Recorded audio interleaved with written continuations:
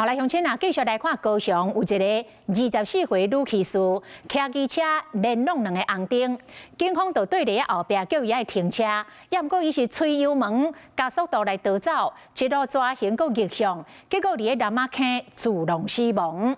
检察官初步认定是意外死亡，抽血验出酒测值是0.09毫克，并无超过啉酒开车0.15的规定。家属是指控警方辱车，才会害伊来弄死，讲要告这个执勤的员警。员警讲，因甲女骑士拢来保持着安全的距离。今仔车陈经理佫放送讲，爱头前这个女骑士停车。停车。女骑士无停车，然后佫最大时候弄红灯，最后摔一个无救。铁栏杆撞到以后，又撞到他们的机车。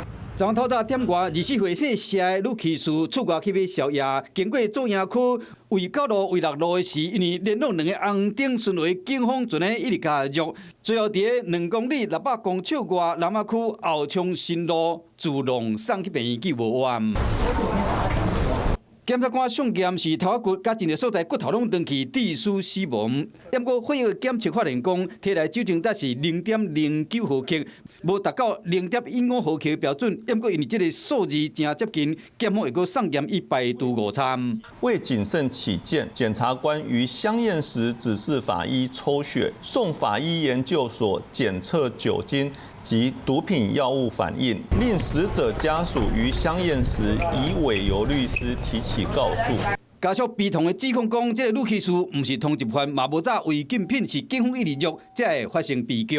可能紧张就是直接就冲撞了。为什么警方离要跟得那么近？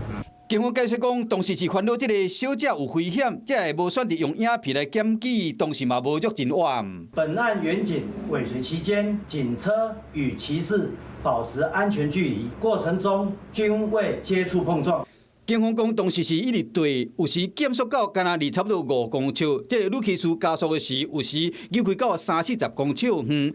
依照警政署2017年甲2020年针对辱车相关的规范，若属于单纯的交通违规，原则上未辱车。采事后的告发，不过员警评估现场若需要检查的时，即需要保持安全距离，并且依照适当的时机加暂停。这个代志的责任归属甲真相，拢有待后续的司法调查。